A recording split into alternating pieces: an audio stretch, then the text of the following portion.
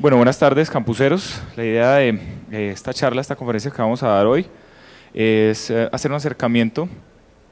Eh, ya Pablo nos hizo un acercamiento hacia algo teórico de las interfaces cerebro-computador y algunas de las aplicaciones que están trabajando en la Universidad del Valle. Ahorita vamos a enfocarnos específicamente a cómo se realizan y cómo se programan algunos de los videojuegos utilizando este tipo de interfaces que, digamos, vienen siendo muy utilizadas como un nuevo canal de comunicación entre el usuario y un ordenador. Generalmente, todos los modos de interacción y todos los tipos de interacción reaccionan ante actividades musculares generalmente. Todos requieren de un movimiento, ya sea de la mano hacia la pantalla táctil, hacia el teclado en general. Lo que buscamos acá con este tipo de nueva interfaz es precisamente generar un canal de comunicación no muscular que interactúe explícitamente con intenciones mentales y que me permita enviar de una manera fluida y constante esa señal de interacción que vamos a necesitar dentro de esos videojuegos. Este fue entonces el contenido que vamos a tratar.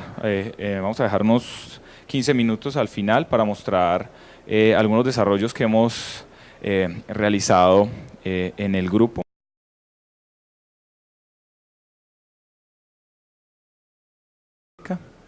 Y vengo elaborando este tipo de aplicaciones específicamente para neurorehabilitación en la clínica de dolor del eje cafetero. Vamos a trabajar entonces algo de las estadísticas de los videojuegos. Siempre es importante conocer el mercado, cómo se está moviendo, fundamentos de electroencefalografía e interfaces cerebro-computador, estrategias mentales. Esto yo creo que es de las cosas más importantes a tener en cuenta en el momento de desarrollar este tipo de videojuegos. Sucede que una interfaz cerebro-computador no va a leer cualquier tipo de pensamiento de una manera aleatoria. Entonces voy a tener que programar, voy a tener que utilizar ciertas estrategias para poder que la persona pueda interactuar fácilmente con el videojuego. Una de las aplicaciones entonces de las que más se está trabajando es utilizar estos mismos videojuegos con la interfaz cerebro-computador en terapias de rehabilitación o neurorehabilitación con el fin de promover estrategias de motivación, ¿no? Y vamos a hacer unas demostraciones y unas conclusiones.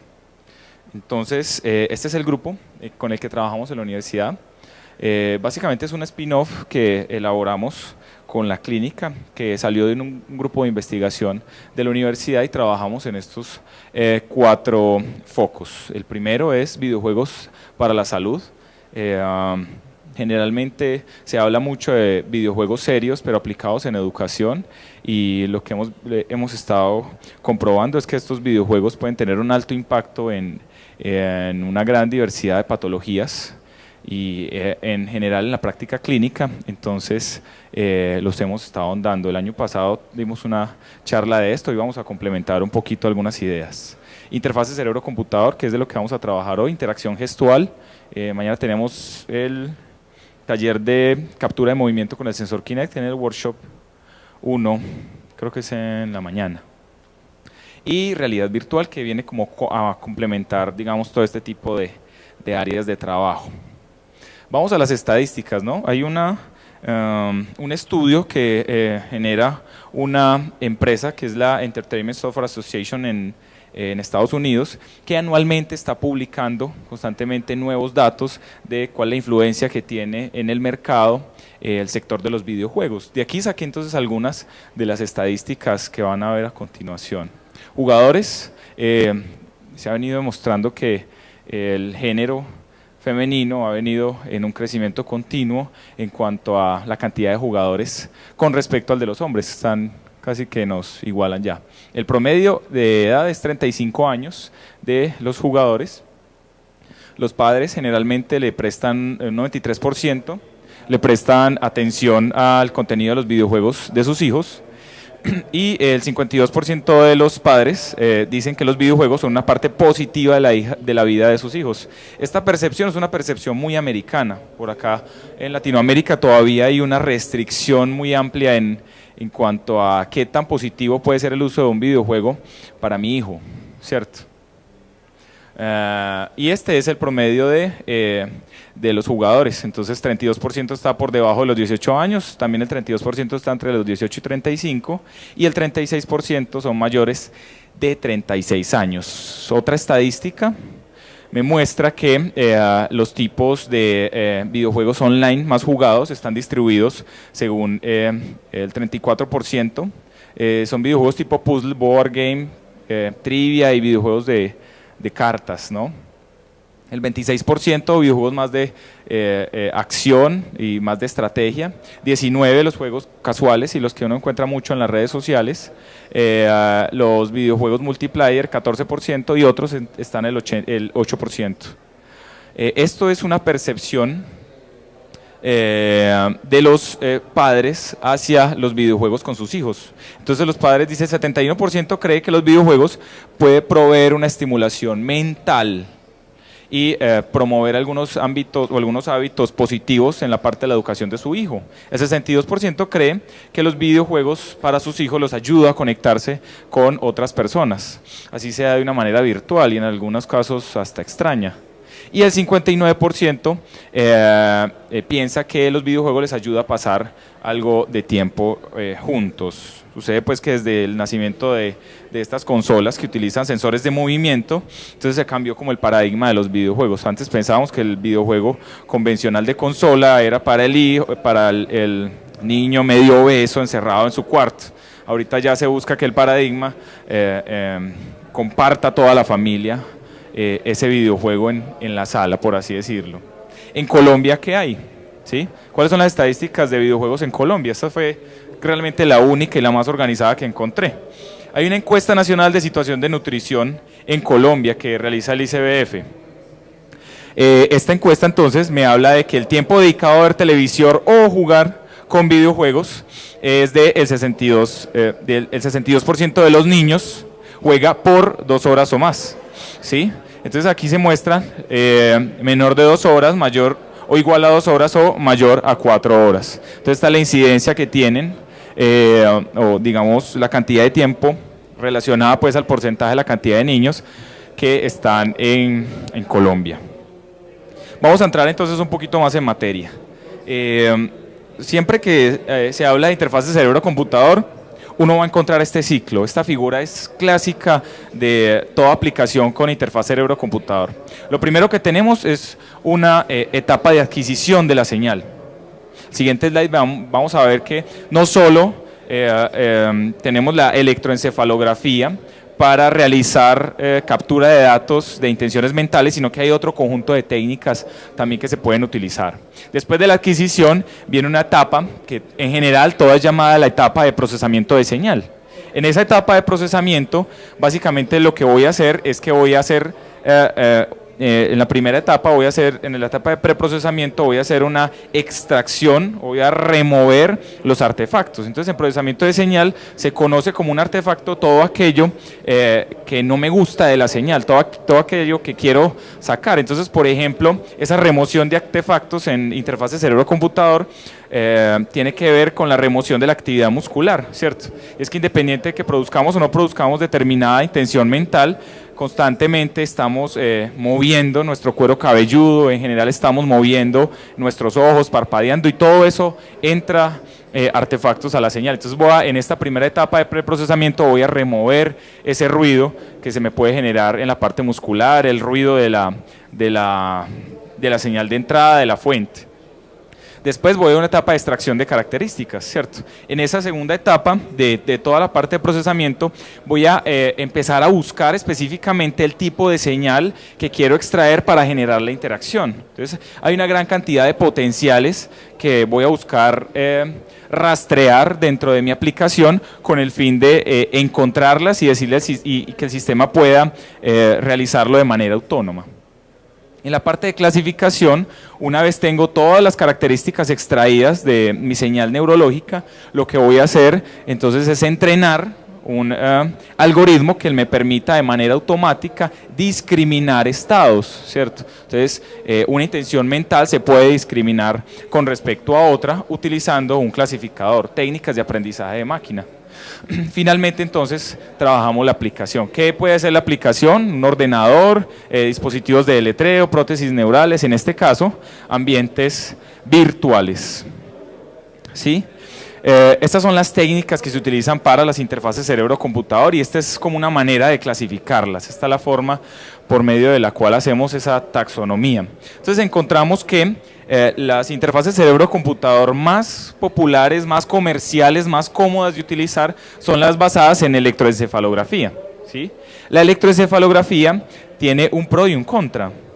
Tiene una muy buena resolución temporal, pero una muy baja resolución espacial. Entonces generalmente se habla de una metáfora, y la metáfora del estadio y el micrófono. Entonces pensemos que podemos hacer el símil del cerebro como un estadio lleno de personas, ¿sí? Cada una de esas personas están aglomeradas por grupos, ¿cierto? Esos grupos de personas dentro del estadio son como grupos neuronales, grupos de neuronas dentro del cerebro, ¿sí? Lo que queremos hacer con la electroencefalografía es saber qué está diciendo cada uno de esos grupos neuronales, pero utilizando un micrófono afuera del estadio. ¿Sí? Entonces es por eso que la electroencefalografía tiene una muy baja resolución espacial, porque es muy complejo saber qué es lo que está diciendo cada uno de esos grupos neuronales si tengo un micrófono afuera del estadio, ¿cierto? Entonces, este es el que más se utiliza. Aquí también está la magnetoencefalografía, imágenes por resonancia magnética, y hasta aquí digamos que son las técnicas no invasivas. No invasiva se refiere a que no necesito hacer ninguna incisión en el córtex cerebral para introducir electrodos o para introducir el sensor y medir la actividad neuronal. Posteriormente entonces encontramos que hay otras técnicas que tienen muy buena resolución, pero lo que voy a tener que hacer es romper, ¿sí? Entonces se conocen como técnicas invasivas y generalmente las técnicas invasivas solo se utilizan en personas que tienen ciertos trastornos neurológicos, ¿sí? Pero tiene mucho sentido que usted, siendo una persona sana, se preste para un experimento con una interfaz cerebro-computador invasiva, ¿sí? ¿Cuántos de acá lo harían? Sí. Cada una de las técnicas tiene, digamos, sus características en señal. Entonces, entre más afuera estoy, entre más afuera estoy del córtex o de los grupos de neuronas que son los que están produciendo la señal que voy a utilizar, digamos, más ruidosa va a ser la señal, va a ser más difícil de interpretar. Entonces, si ven acá la electroencefalografía, es una señal completamente aleatoria, ¿sí? Estocástica. Una señal estocástica es una señal que constantemente está variando con el tiempo, ¿sí?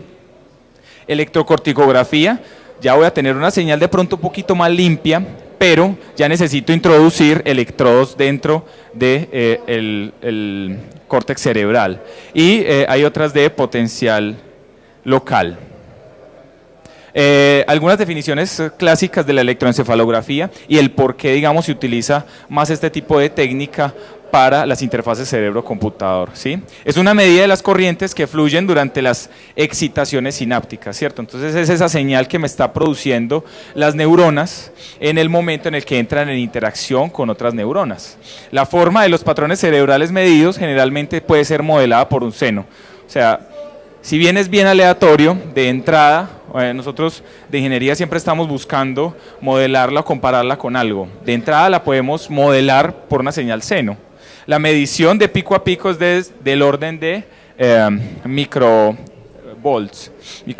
La señal electroencefalografía tiene una alta resolución temporal y una baja espacial, y hasta ahora se dice que no es posible reconstruir una sola señal de electroencefalografía de manera matemática, o sea, el problema inverso de saber quién me está produciendo la señal aún no está resuelta. Estas son algunas de las interfaces cerebro-computador que, digamos, son más comerciales, ¿sí? Basadas todas en electroencefalografía. Aquí está la evolución del mindset, el casco que trajo Pablo esta mañana. Esta es una muy famosa también de una empresa canadiense, utiliza varios electrodos en el lóbulo frontal y prefrontal. Esta es una similar a esta, solo que le pusieron orejitas con el fin de mejorar, digamos, algo desde el punto de vista estético, ¿cierto? Para que la persona no se sintiera con algo en la cabeza. y pues estas otras dos son capotas que se utilizan más desde el punto de vista de laboratorios de investigación, ¿sí? Estas son para muchas actividades comerciales y estas que tienen una mayor cantidad de electrodos se utilizan más desde la academia. Nosotros específicamente en el grupo trabajamos con este y es el Emotiv Epoch. Es un neurocasco que posee una cantidad de relativamente 14 electrodos y 2 electrodos más de referencia. Utiliza un estándar 1020, que es el estándar de electroencefalografía, que permite hacer una medición, digamos, un poco más exacta y mucho más completa de los potenciales alrededor de cada uno de los 4 lóbulos que tenemos en el cerebro. La comunicación es inalámbrica, tiene un protocolo de comunicación similar, que funciona a la misma frecuencia de las redes Wi-Fi. Por eso que generalmente cuando uno lo utiliza en lugares como este, que hay muchas redes, a veces presenta molestas. Frecuencia de muestreo de 128 Hz y tiene una autonomía de 6 horas. ¿Por qué lo preferimos? Porque es de bajo costo. $750 vale el paquete que me permite adquirir las señales y procesarlas. Compatibilidad con software libre, comodidad de uso, electrodos en todos los lóbulos y posee digamos, unas habilidades específicas para trabajar con videojuegos. Antes de entrar a la parte de estrategias mentales, vamos a ver lo complejo que puede ser intentar clasificar o discriminar señales de una interfaz cerebro-computador. En este experimento se le pidió a un conjunto de personas que se imaginaran el movimiento de la mano derecha y se imaginara el movimiento de la mano izquierda. Hicieron una representación de mapas topográficos y lo que obtuvieron fue que todos los mapas topográficos de todas las personas eran ampliamente diferentes. Lo que quiere decir que una misma señal o una misma instrucción puede ser interpretada por otra persona de maneras muy diferentes, ¿cierto? De entrada, entonces, tenemos una alta variabilidad entre sujetos, ¿sí? Si no fuera, digamos, suficiente eso, se le pidió a la misma persona pensar en esos dos patrones. Imagínense el movimiento de la mano izquierda y el movimiento de la mano derecha, pero ahora lo que hicieron fue tomar varios registros en varios momentos del día, ¿sí? Entonces vuelve y juega que tenemos unos mapas topográficos que son bien diferentes, bien aleatorios y lo que me produce entonces una variabilidad entre sesión, ¿cierto? O sea, cada persona en cada momento del día tiene unos patrones de unas intenciones mentales que son ciertamente diferentes, que varían con el tiempo, ¿sí? Y es porque nosotros constantemente estamos pensando en cosas diferentes, ¿cierto? Es como si alguna vez les pidiera que pusieran su mente en blanco, ¿sí? La mente en blanco de todos, en todos los momentos del día es un pensamiento totalmente diferente. Vamos entonces a lo que nos compete. La parte de videojuegos aplicando interfaces cerebro-computador. Entonces decíamos que no hay una forma en la que ninguna interfaz cerebro-computador me pueda leer los pensamientos, que eso no sea de manera aleatoria, ¿cierto? Que tengo que mostrar unas cosas en el ordenador, tengo que exigirle al usuario que tenga determinados tipos de comportamientos para poder generar una señal que sea rastreable. La primera de ellas, y es generalmente la más comercial, es la estrategia que se conoce como la de estados mentales, y sucede entonces que nosotros tenemos unos ritmos oscilatorios que están relacionados a nuestra actividad neurológica constante, ¿cierto? Usted le conectan el neurocasco, usted de entrada ya tiene unos ritmos que están oscilando a determinadas frecuencias y cada uno está asociado a unos estados de vigilia en particular, ¿cierto? Entonces el alfa es un poco más de sueño, el beta es un poquito más de atención y cada uno está relacionado a un estado de vigilia en específico. Entonces generalmente lo que se hace en esta estrategia mental es tomar a la persona, conectarle los electrodos y realizar entonces la medición de estos ritmos oscilatorios. Entonces, en estos ritmos oscilatorios yo puedo distinguir entre dos estados, el estado de relajación o el estado de concentración. Cuando la persona se concentra en una actividad, una de esas bandas oscilatorias, específicamente la beta, va a aumentar. Y ese aumento yo lo puedo cuantificar y esa cuantificación la puedo llevar, en este caso, a un videojuego. Entonces el modelo es este, ¿cierto? Realizo la medición de los ritmos oscilatorios y después tomo una variable y esa variable la hago coincidir con este tipo de, de interacción. Entonces les voy a mostrar los dos primeros ejemplos de este tipo de videojuegos. El primero que salió con este tipo de interacción es un videojuego desarrollado por algunos científicos en Estados Unidos que buscaba realizar un entrenamiento a pilotos, ¿cierto?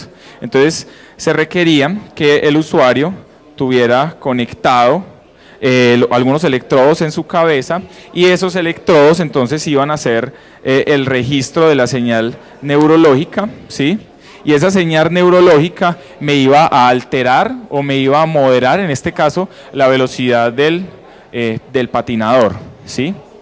Entonces, cuando el niño estaba bien concentrado, el patinador podía aumentar su velocidad. Pero cuando el niño entraba en un estado de desconcentración, pues lo que hacía el videojuego era limitarle la velocidad con la que podría trabajar. Observen que le hicieron una modificación al control de la PlayStation para poder introducir la señal y generar esa modificación específica. Este quizás fue uno de los primeros videojuegos que salió con ese contexto. Mucho más moderno se encuentra este videojuego que se conoce como el Neuroboy. Con este videojuego lo que se buscaba era realizar una interacción un poco más, digamos, más robusta, más moderna, en donde el usuario podía manejar un avatar con normal teclado y lo que hacía era que tenía una gran cantidad de objetos distribuidos a su alrededor y cada uno de esos objetos tenía una interacción específica. Entonces él escogía acá si quería hacerlo levitar y para hacerlo levitar él se tenía que concentrar, aquí medía el nivel de concentración y cuando él lograba una buena concentración pues entonces el objeto generaba la interacción según yo la había escogido, ¿cierto? ¿Sí? Entonces así hay varios tipos de actividades que podría hacer. Todos dependían del nivel de concentración en el que estuviera el niño dentro del videojuego. Entonces lo que tenía que hacer el avatar era simplemente hacer caos a todo su alrededor a través de sus intenciones mentales, ¿cierto? Entonces acá, por ejemplo, lo puede incendiar, simplemente cambio el modo y me concentro. Y en el momento en el que se concentra, empiezo a generar la interacción. Listo. Hasta ahí entonces digamos la forma ciertamente más sencilla de realizar todo este tipo de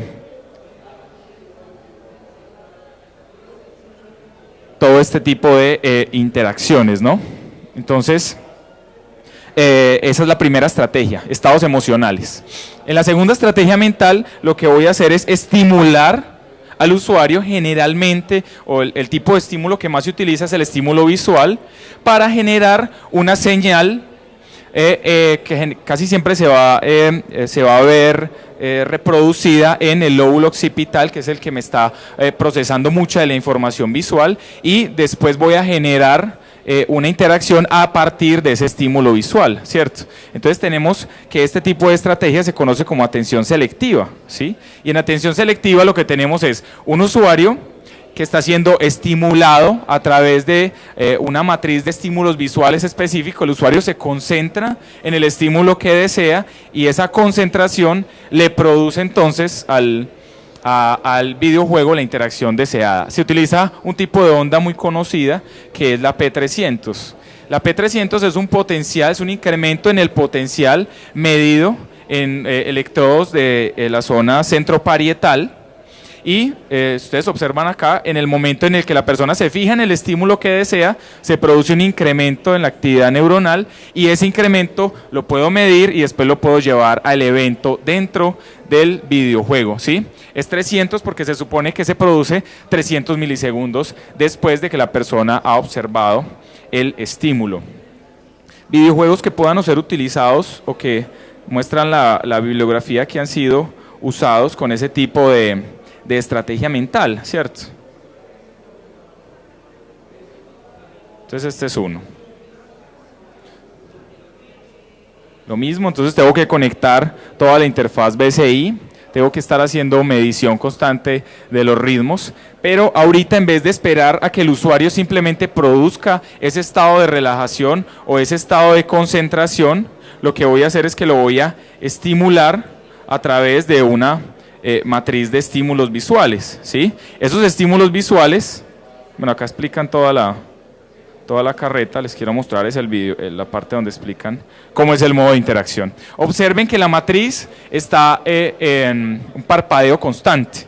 En el momento en el que la persona se fija, en uno de esos estímulos y en ese momento parpadea, 300 milisegundos después va a aparecer la señal que deseo y con esa señal ya puedo generar la interacción. Entonces en este caso él está haciendo una especie de videojuego en donde él tiene que armar un rompecabezas, ¿cierto? Entonces en ese rompecabezas él se tiene que fijar en la pieza con la cual quiere empezar a jugar.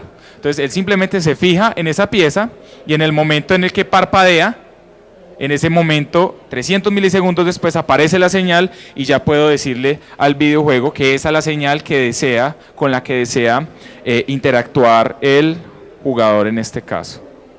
¿Sí? Uno mucho más conocido es el Space Invaders. En este caso, en vez de hacer un Space Invaders, hacen un Brain Invaders. Entonces lo que hacen es que tienen una gran cantidad de invasores espaciales, todos están entonces titilando constantemente y en el momento en el que el usuario se fije en el que quiere aniquilar, el ordenador va a interpretar esa señal y le va a permitir realizar el disparo, ¿cierto? Entonces observen nuevamente que todos están, parpadeando a una determinada frecuencia y en el momento en el que él se fija, pues sale la interacción. Este es uno de ajedrez. Estos videojuegos son más bien escasos. Este lo desarrollaron en Alemania y lo mismo, tenemos la matriz, en este caso la matriz de ajedrez, y en la matriz de ajedrez cada una de las piezas van a estar en algún momento en específico se va a iluminar, ¿cierto? En ese momento en el que se ilumine, el usuario se fija en la pieza con la cual quiere realizar el movimiento y en el momento en el que parpadea, en el momento en el que se muestra la figura, se genera la interacción, ¿cierto?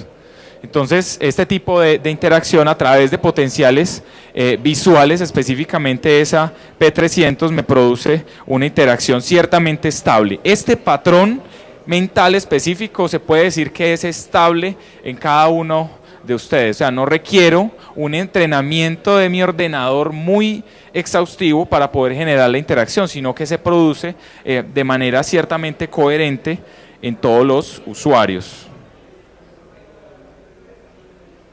Sigamos.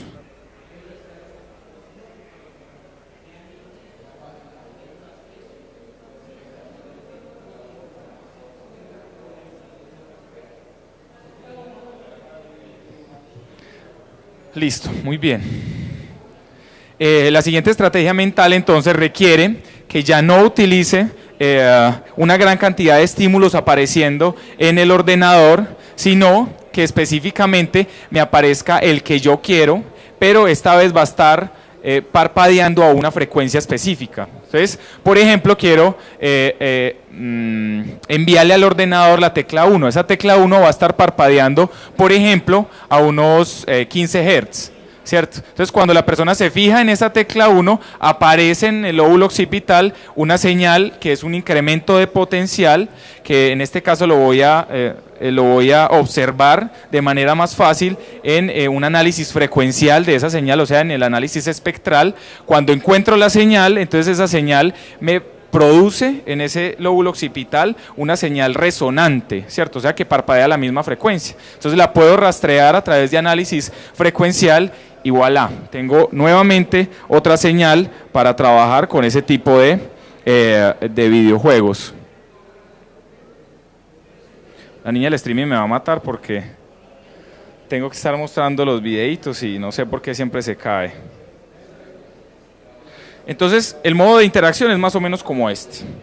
Entonces observen que acá no tenemos una gran matriz mostrando una gran cantidad de letras o números, sino que simplemente tengo 2, 3 o 4 comandos, en este caso los 4 comandos para moverse en un espacio virtual. Entonces lo que tiene que hacer la persona es simplemente mirar la flecha a donde desea que vaya la cabeza de Homero hacia la rosquilla, ¿cierto? Entonces en este caso estaría mirando la flecha hacia arriba. Entonces esta flecha está parpadeando una frecuencia específica. Lo que yo hago entonces es rastrear en mi algoritmo esa frecuencia a través de un análisis espectral, y cuando logre esa misma frecuencia resonante le envío la señal de entrada al videojuego, ¿cierto? Entonces lo que va a hacer él es que va a estarse fijando en cada uno de los 4 estímulos de manera constante para poder generar la interacción y llegar en este caso a la rosquilla. ¿Sí? Hay muchas otras formas por medio de las cuales yo puedo introducir esos estímulos parpadeantes, ¿cierto? No tiene que ser necesariamente las 4 flechas de movimiento. Si yo dentro del videojuego pongo un objeto a parpadear a una frecuencia específica y cuando la persona se fija en ella, lo puedo hacer explotar, lo puedo hacer incendiar, cualquier tipo de cosas que se le imagine o que se le ocurra en ese caso al diseñador, ¿sí? En este caso lo que está haciendo entonces es cazando unas ovejas, ¿sí? Y lo que tiene que hacer es fijarse en el estímulo para poder encerrarla en el espacio donde él desea, ¿sí? Uno de los problemas que tiene esa estrategia mental entonces es que suele ser muy agotante para la vista. Pues imagínense ustedes jugar, no sé, unos 20 minutos, una media hora con esa interfaz a través de muchos estímulos que le estén parpadeando en ese momento. Personas con esquizofrenia, ¿cierto? Quizás no van a poder jugar con ese tipo de estrategia mental. Hasta ahí, ese tipo de estrategias mentales, digamos, las 2 específicas que trabajan con estímulos visuales, requieren generalmente que yo estimule al usuario para poder generar la señal, ¿cierto? Entonces, ese tipo de sistemas BCI se conoce como sistemas síncronos, y se dice que son síncronos es porque entran en algún momento en sincronía con un estímulo visual. Para este caso, este tipo de estrategia mental, que es la tercera y la última, trabaja de forma asíncrona, o sea, el usuario puede generar la señal en el momento en el que quiera, no necesita un estímulo que lo esté incidiendo. Resulta que nosotros tenemos una representación motora de cada uno de nuestros miembros en el área 4 de Brodmann, o esta región central que se conoce como la corteza motora, y en esa corteza motora está representado muy bien el movimiento de mis pies, el movimiento de mis manos y el movimiento de mi lengua, entre algunas otras partes del cuerpo, ¿cierto? Entonces lo que se les ocurrió a los neurocientíficos fue trabajar con ese tipo de señales, en donde yo simplemente lo que hago es imaginarme el movimiento. Y resulta que esa imaginación de movimiento me produce una señal que es muy similar a la del movimiento real, ¿sí? Entonces la persona se imagina el movimiento de la mano izquierda, produce, en este caso, este tipo de patrones que se llaman eventos relacionados a sincronizaciones y a desincronizaciones, que no son otra cosa sino incrementos o decrementos de potencial justo en el momento en el que la persona está imaginándose el movimiento. Entonces, rastreo estos 2 patrones de movimiento en esa etapa de extracción de características y tengo mi nueva señal de BCI en este caso, ¿cierto? Entonces, la idea acá, con imaginación de movimiento, es que como el cerebro de nosotros está cruzado, entonces la imaginación de movimiento de la mano derecha se va a ver reflejado en el hemisferio izquierdo, y la imaginación de movimiento de la mano izquierda se va a ver reflejado en el hemisferio derecho. Entonces este es un tipo de habilidad que puede ser aprendida, ¿sí? Y aquí entonces es donde entran las posibilidades que tiene la neurorehabilitación con este tipo de estrategia mental para la mejora de ciertos aspectos motrices del paciente, como es la interacción con este tipo de videojuegos. Entonces el usuario se imagina uno de los 4 posibles movimientos que se pueden rastrear, que es imaginación de movimiento de la mano izquierda, imaginación de movimiento de la mano derecha, de la lengua y de los pies, pero sin discriminar, ¿cierto? Entonces acá lo que tengo es un ambiente virtual, rastreando las señales constantemente, procesándolas. Este sí requiere un entrenamiento, ¿sí? Este sí es constante este sí es dependiente de cada usuario. Cuando la persona entonces se imagina el movimiento de una de sus dos manos, entonces el avatar en este caso se mueve hacia adelante. Cuando se imagina el movimiento de la mano izquierda, pues entonces va a girar hacia la izquierda, el de los pies va a ser otra cosa y cada vez va a ser diferentes, cada vez va a tener una reacción diferente ante cada una de las clases que yo le proponga al sistema, ¿cierto? ¿Qué restricciones tiene esta? Que necesito estar entrenando al usuario, no solo cada sesión, sino que cada vez que requiera de que otro usuario interactúe lo voy a tener que entrenar. ¿Y cuál es el problema de entrenar? Que es un proceso harto que dura alrededor de unos 20 minutos. Aquí unos investigadores en Austria se propusieron con imaginación de movimiento hacer el manejo del avatar en World of Warcraft. Entonces acá lo que vemos es cómo con imaginación de movimiento, observen que él aquí tiene las dos manos puestas, quietas en este caso, y también tiene unos pedales en los pies, ¿cierto? El entrenamiento uno lo realiza con el movimiento real, con el fin de realzar la señal que quiero rastrear, ¿sí? Y ya después la persona solo tiene que imaginarse el movimiento de cada una de sus dos manos para poder generar la interacción, ¿sí? Entonces aquí está todo el ciclo donde capturo la señal, la proceso, la registro, hago el entrenamiento para que el usuario pueda realizar la interacción, ¿sí? Entonces observen el entrenamiento, ¿sí? En el entrenamiento yo recolecto datos de la persona haciendo los movimientos. Cuando recolecto esos datos, se los entrego a la máquina y la máquina va a aprender cómo es la forma en la que la persona está preparando los movimientos, ¿sí? En el momento mismo que los está ejecutando. Cuando ya logro tener señales coherentes, los llevo a cualquier escenario de videojuego y pues bueno, ya tengo la interacción que necesito, ¿no? Ya tengo mi señal de entrada, que es la que finalmente importa, ¿sí?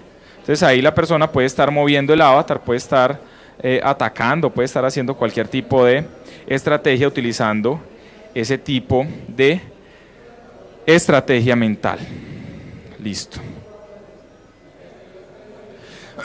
La última estrategia mental que se propone es utilizar sistemas híbridos. Y como las intenciones mentales son ciertamente limitadas, ¿sí? Lo que proponen es utilizar otras interfaces con el fin de mejorar la interacción, con el fin de mejorar la cantidad de canales. Entonces observen que yo aquí puedo utilizar, por ejemplo en este caso puedo utilizar medidores de frecuencia cardíaca para generar una interacción combinada con señales de cerebro, con intenciones mentales. Hay 4 condiciones para un sistema híbrido. Tiene que ser directo, o sea, tiene que depender directamente de la actividad registrada del cerebro. El control tiene que ser intencional, el usuario lo tiene que pensar, lo tiene que desear, tiene que darse en tiempo real y generalmente tiene que haber siempre una realimentación, ¿sí?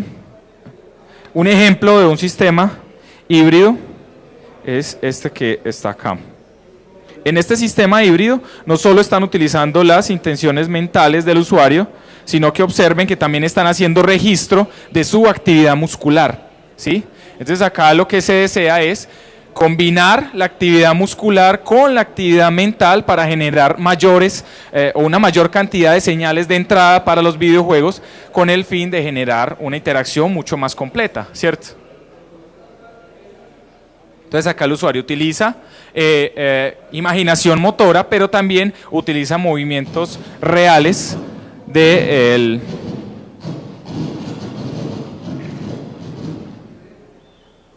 listo.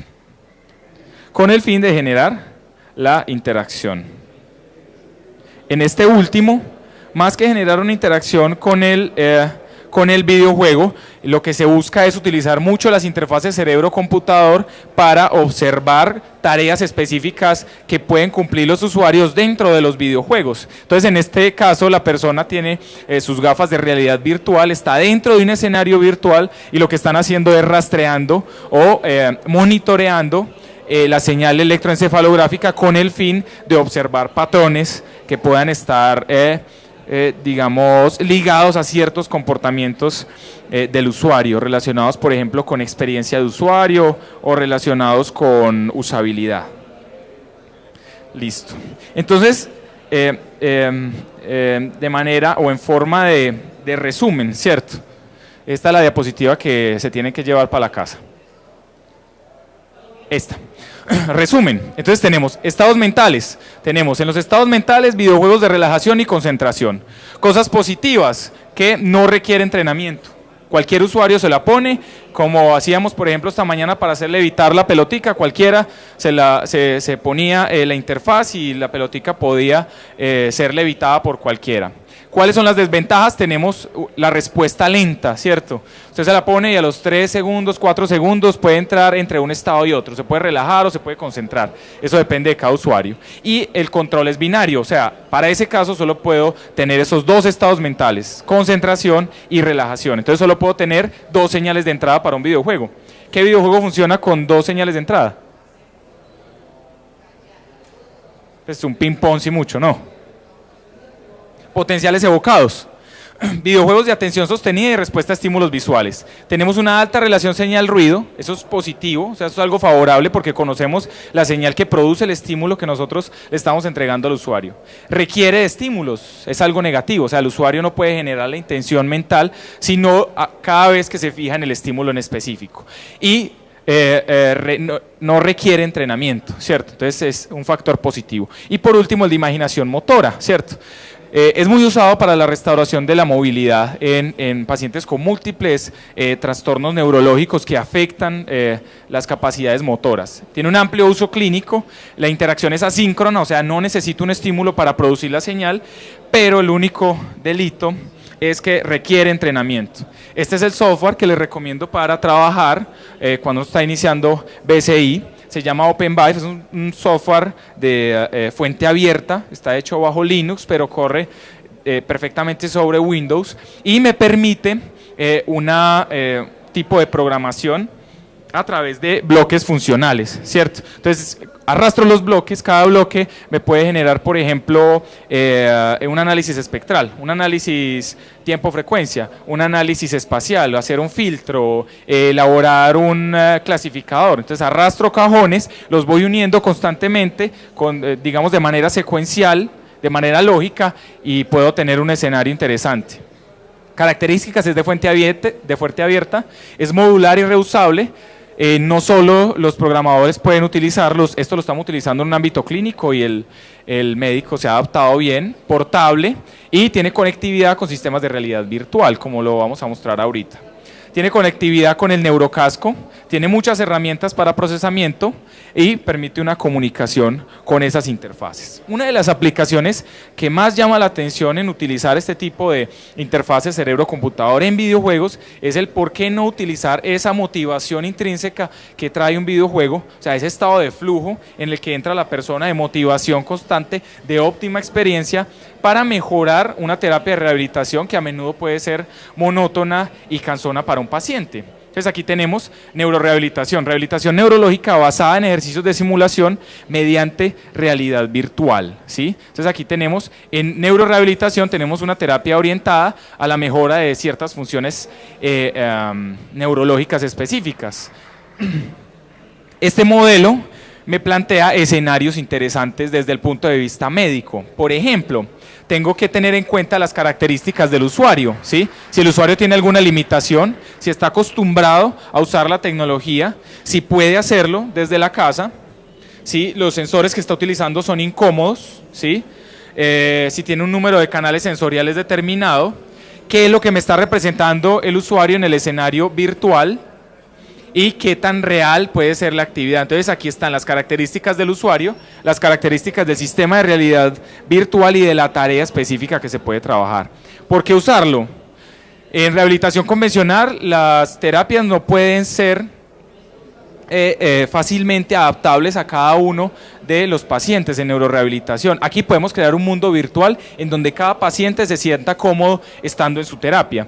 Tiene baja motivación la rehabilitación convencional. En neurorehabilitación tenemos que la inmersión dentro del escenario virtual me puede ayudar mucho la motivación, y cuando el paciente se siente motivado lo va a estar realizando con mayor constancia. Y aquí tenemos una medición ciertamente subjetiva de los resultados. Cuando conectamos el casco estamos midiendo intenciones directas desde el cerebro y podemos entonces realizar un monitoreo de señales neurofisiológicas de una manera mucho más constante. El por qué hacerlo, pues como todo, esto es un negocio, ¿cierto? Este es un estudio que se realizó en Europa con el fin de determinar cuál era el costo de ciertas actividades o trastornos neurológicos por cada uno de los habitantes en Europa. Costo por habitante, 5.500 euros anuales por habitante. Le cuesta, digamos, a la Unión Europea trabajar con todo este tipo de trastornos neurológicos. Aquí está, por ejemplo, el que más cuesta son los desórdenes de estados emocionales. Entonces ahí está el trastorno bipolar, la depresión, eso es el que más cuesta, ¿cierto? Este es el que se supone que es el neuromecanismo o el mecanismo de acción por medio del cual se supone que los videojuegos con interfase cerebro-computador tienen un efecto positivo dentro del cerebro de una persona. Se conoce como neuromodulación y es de producir de manera, digamos, lógica, de manera secuencial, de manera controlada, una señal neurológica coherente, ¿cierto? Entonces, modular de manera controlada las señales neurológicas. Ese es el proceso de neuromodulación. Una de las investigaciones que estamos llevando a cabo es por qué no plantearnos el escenario contrario. Para los niños con déficit de atención se cree que los videojuegos promueven aún más ese tipo de hiperactividad y esa falta de concentración. Entonces lo que queremos hacer es un videojuego que recompense la capacidad que tenga el niño de concentrarse. Entonces vamos a trabajar con estados mentales. Entonces cuando el niño esté concentrado, voy a permitirle que su avatar desarrolle algo en el videojuego. Cuando el niño esté desconcentrado, el avatar no va a generar nada, ¿cierto? Entonces, aquí tenemos que los niños con déficit de atención pueden volverse fácilmente aburridos, incapaces de sostener la atención. Los videojuegos, en este caso, utilizando este tipo de interfaces, requieren de atención sostenida, requieren esfuerzos inmediatos, y lo que tenemos en videojuegos es que constantemente le estamos dando realimentación. Requieren de que su cuerpo y su mente estén involucrados, y los videojuegos generalmente siempre cautivan cuerpo y mente. Usualmente tienen problemas para seguir instrucciones, y dentro de los videojuegos, si usted no sigue instrucciones, pues va a ser bien complejo desarrollarlo. Entonces vamos a hacer una demostración. David, ¿ya te conectaste del casco? Bueno, entonces lo que vamos a hacer acá es una demostración de algunos de los videojuegos, algunos que hemos desarrollado, algunos otros que nos hemos encontrado por ahí, utilizando la interfaz cerebro-computador. ¿Traíste la antena? Listo. Entonces vamos a partir de este. Preste una sillita por acá, por favor, para David. Listo, David. Entonces siéntate ahí viendo hacia el monitor. Entonces lo que vamos a ver con este primer videojuego, primero vamos a conectar la antena. Ese es el neurocasco Emotiv, el cual me permite una conexión de 14 electrodos distribuidos en los 4 lóbulos: frontal, parietal, occipital y temporal del usuario. O sea, tengo una buena cantidad de señales de cada uno de los 4 lóbulos. Voy a observar si la señal, en este caso acá, me está llegando a la antena, que generalmente molesta mucho cuando estamos en demostraciones. Corres un poquito por acá, David.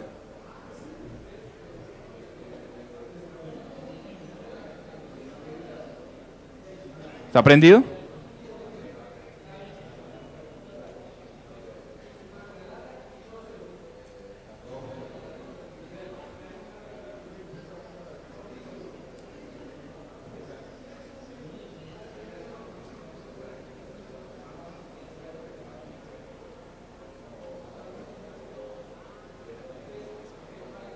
¿Cómo?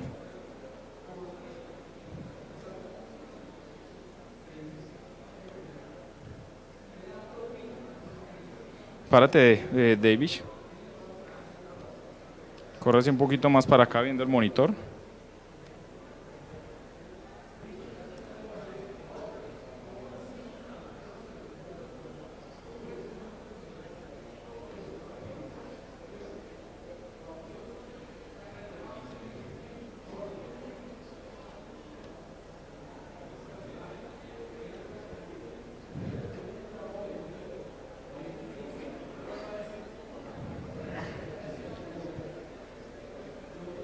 Bueno.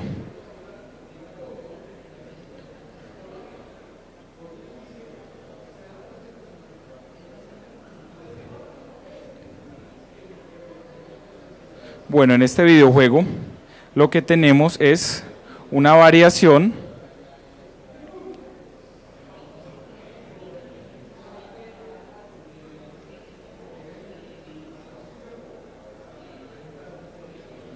Estos videojuegos son basados en Unity, los que hemos desarrollado, ¿sí? En este caso lo que hicimos fue realizar un rediseño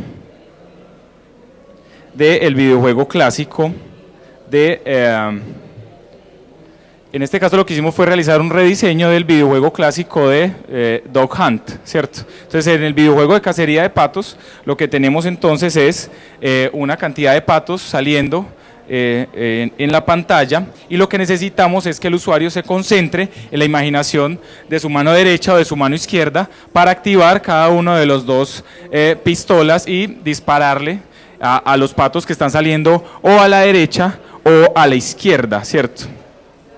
Entonces, utilizando pues algunas técnicas de aprendizaje de máquina, lo que logramos fue la forma por medio de la cual el usuario puede interactuar con este videojuego usando esa estrategia mental.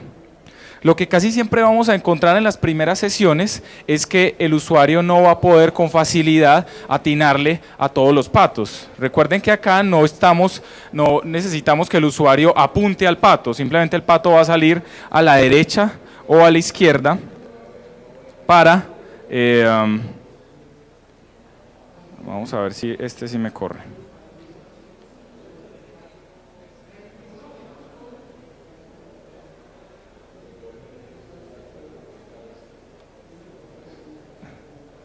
¿Está bien? ¿Se perdió? Bueno. Entonces tenemos el videojuego clásico acá. El usuario, después de un entrenamiento en específico, lo que va a tener que hacer es imaginarse el movimiento de la mano derecha cuando le salgan patos a la derecha, o imaginarse el movimiento de la mano izquierda cuando le salgan patos a la izquierda. Entonces siéntese, relájese.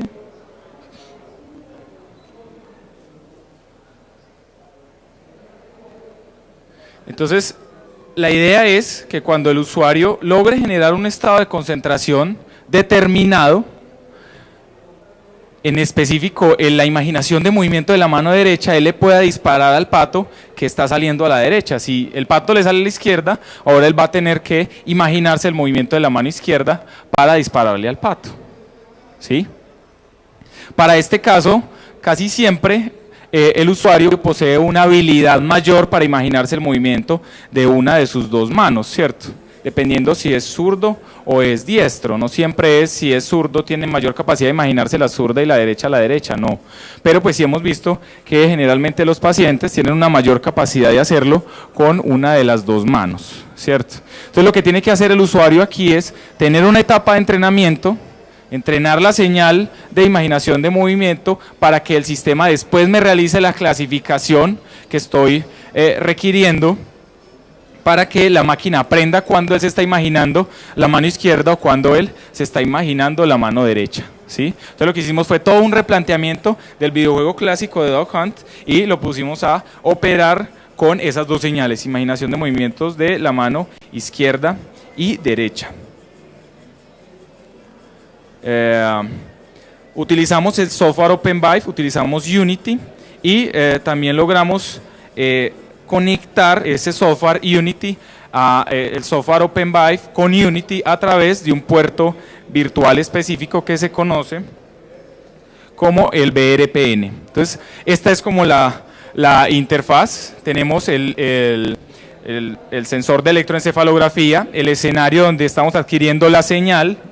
Tenemos todos mis escenarios diseñados donde hago el procesamiento, el preprocesamiento, la extracción de características, la clasificación y después arrojo mi señal de salida a través de ese puerto de realidad virtual conectado a través de esos periféricos y puedo lograr la interacción. Finalmente, lo que hicimos también fue diseñar nuestro propio sistema híbrido, ¿sí? Al ver pues que en la clínica llegaban varios pacientes no solo con ciertos trastornos neurológicos, sino también que esos trastornos neurológicos les producían ciertas deficiencias o condiciones de discapacidad motora, quisimos adicionar también datos de captura de movimiento, ¿cierto? Entonces dijimos, vea, ¿por qué no utilizamos un avatar que pueda moverse libremente a través del sensor Kinect, pero que a su vez en algún momento del juego él tenga que utilizar su intención mental para generar la interacción con un videojuego? Pues bueno, este es el esquema híbrido que proponemos, sistema EEG, en este caso trabajamos con la estrategia mental de estados mentales. Tomamos los datos del sensor Kinect a través de captura de movimiento y generamos la interacción dentro del videojuego. Entonces ya el videojuego requiere que el usuario esté de pie. Entonces aquí lo que tenemos es... no trae el sensor. Tráigalo un momentico. Bueno, entonces acá lo que tenemos es que este videojuego híbrido me permite no solo que la persona pueda interactuar con el videojuego a través de captura de movimiento, sino que en algún momento el usuario pueda generar un campo de potencial para protegerse de objetos que están llegando y van a buscar colisionarlo, ¿sí? Ese videojuego en específico lo publicamos en un congreso internacional de videojuegos serios para salud que lo realizan anualmente en Holanda, ¿cierto? Entonces llevamos todo nuestro sistema híbrido y el videojuego y contamos pues digamos la experiencia de utilizar todo este tipo de tecnologías interactivas en ese ámbito. Este es el videojuego.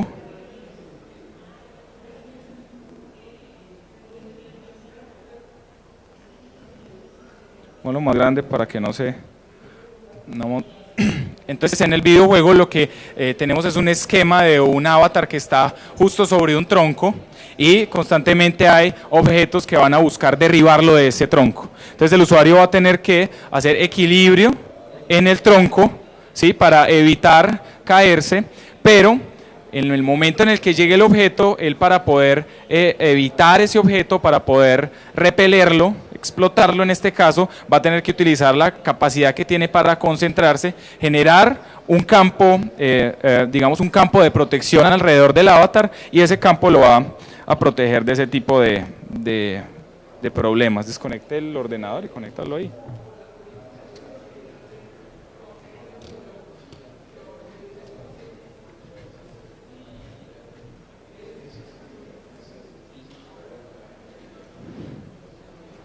Listo. Entonces el usuario se pone al frente del...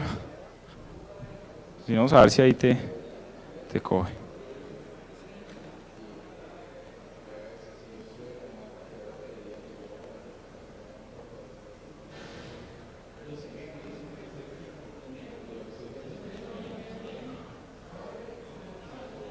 Listo. Entonces el usuario lo vemos acá. A la derecha, él tiene que realizar un proceso de calibración para poder que el sistema lo tome, ¿cierto? Entonces, un pasito hacia un poquito más adelante, David.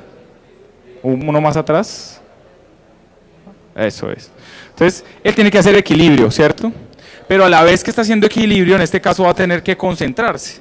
Si él logra una buena concentración, él va a generar un campo de potencial, digamos en este caso un campo que se programa a través de Unity como un potencial, un campo de protección, y ese campo me va a permitir, en este caso, proteger al usuario de lo que le pueda estar pasando con la sandía, ¿sí? Si él no logra generar el estado de concentración ideal, él no va a poder, digamos, generar ese ese estado de protección que requiere.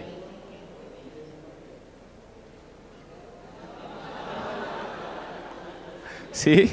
Entonces el campo de protección es proporcional a la capacidad o la cantidad de concentración que tenga el usuario. Vamos a ver acá otra vez.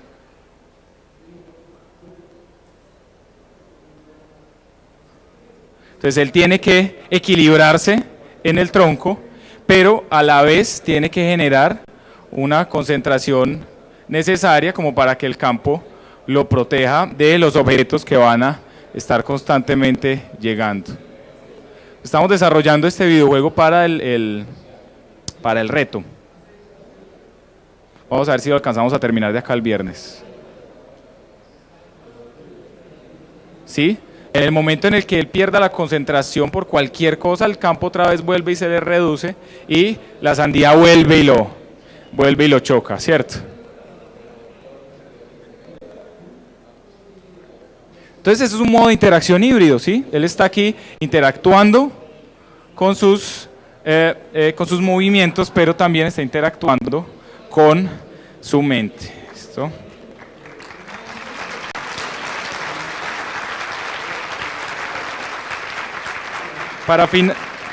Listo, David, gracias. Bueno, acá para finalizar, las conclusiones y el mensaje para llevar a casa, o sea, qué es como lo que debe quedar de esto. Este es un slide de trabajos en curso que estamos realizando en el grupo.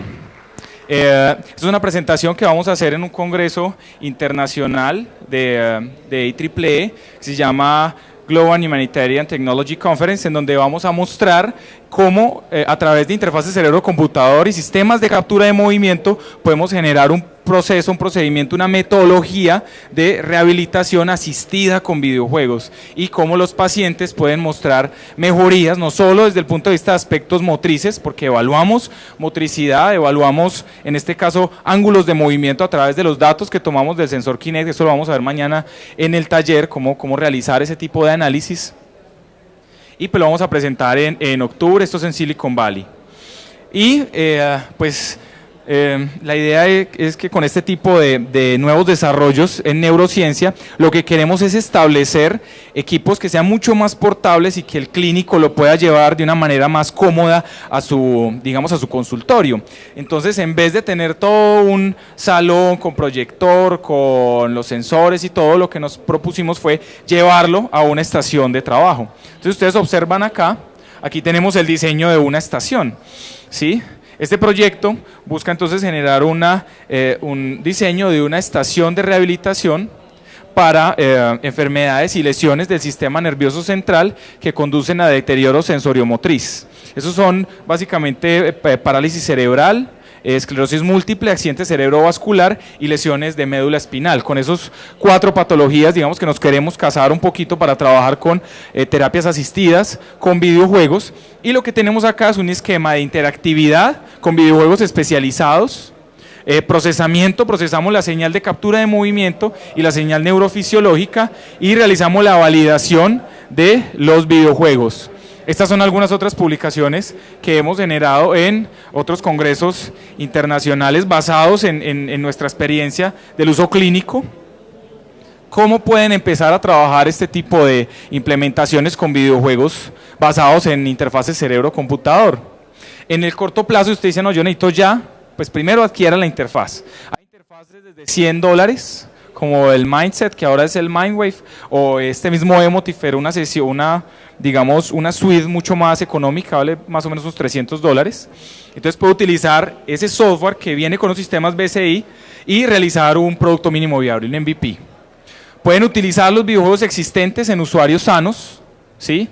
Les recomiendo que si van a arrancar con videojuegos, pues no arranque por el lado de neurorehabilitación, porque pues se van a encontrar una gran cantidad de limitantes y de barreras que pone el comité ético para la exposición de este tipo de terapias con pacientes. en el mediano plazo adapte videojuegos existentes a programas de neurorehabilitación o entrenamiento, ¿cierto? Si usted tiene un vínculo con una clínica o si tiene el vínculo con un hospital universitario, busque el programa de neurorehabilitación que tengan e intente introducir videojuegos ya existentes a través de dinámicas BSI.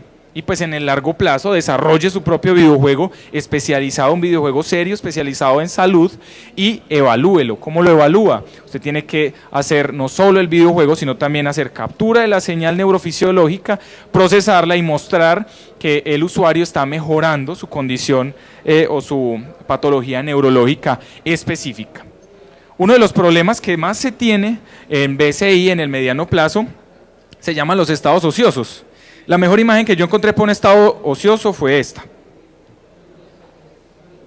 Los estados ociosos en las interfaces cerebro-computador es el momento justo en donde usted no está pensando en nada en específico, sino que usted tiene un pensamiento que divaga por todos el conjunto de neuronas que tenemos en el cerebro. Ese es el pensamiento que divaga. El problema entonces es que la máquina muchas veces reconoce ese sistema ocioso, ese estado ocioso como un posible estado de interacción, ¿cierto?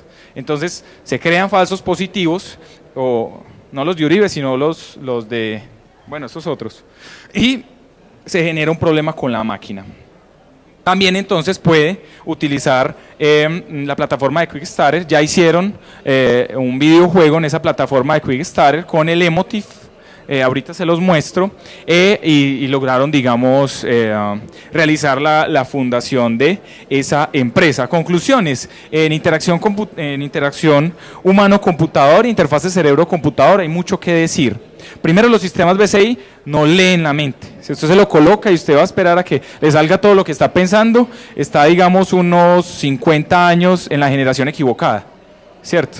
Eso no va a leer los pensamientos. La intersección entre la interacción humano-computador y los interfaces cerebro-computador tiene dos frentes de ataque. El primero, hay oportunidades de usar sistemas BCI para monitorear el desempeño de una aplicación que usted haya realizado. Entonces, en laboratorios, por ejemplo, de usabilidad, usted tiene a su usuario, usted va a evaluar la aplicación que usted creó, por ejemplo, en un celular, le conecta en la interfaz cerebro-computador y usted puede mirar ciertas reacciones neurológicas que tiene el usuario cuando está interactuando con la interfaz que usted creó, y así usted puede saber de pronto en qué momento él sintió frustración o en qué momento logró estar en un buen estado de concentración con la aplicación que usted está desarrollando. Pero desde el punto de vista de BCI, cuando usted introduce metodologías de interacción humano-computador en el desenvolvimiento de las interfaces cerebro-computador, puede mejorar la usabilidad y la experiencia de usuario de su aplicación BCI. En los videojuegos BCI, los ambientes de realidad virtual enriquecen mucho la usabilidad. El uso de videojuegos BCI para rehabilitación es una, digamos, muy potente herramienta, algo que se va a potenciar mucho en un futuro no muy lejano, con el fin de mejorar mucho la práctica clínica. ¿Sí? El uso de sistemas BCI para la cotidianidad del gamer convencional aún, digamos, se encuentra en una etapa temprana de desarrollo. O sea, pensar ya que vamos a comprar un sistema BCI y vamos a poder jugar cualquiera de los videojuegos que nosotros jugamos en la cotidianidad, todavía es algo que es bien complejo. Estos son los libros que les recomiendo si hay alguien que se quiere introducir en el campo. Estos libros son muy, muy buenos. Este es el último que salió. Páginas Neurogadget, ahí encuentran mucho de videojuegos BCI, y en YouTube buscan Neurogaming 2014, una conferencia que hacen anual de cuál es el estado de este tipo de aplicaciones, y ahí pues está el señor de Oculus Rift, está el que diseñó el Emotive, los que diseñaron el Mindset y todos los que están trabajando en videojuegos a través de interfaces cerebro-computador. Esta es una frase de Rodolfo Ginás. Somos básicamente máquinas de soñar que construyen modelos virtuales del mundo real. Si tienen alguna pregunta, es el momento de hacerla. Muchas gracias.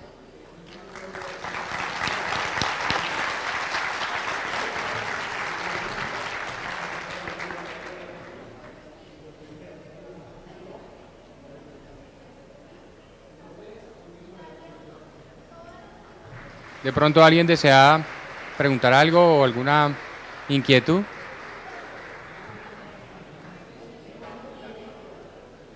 Bueno, muchas gracias por allá.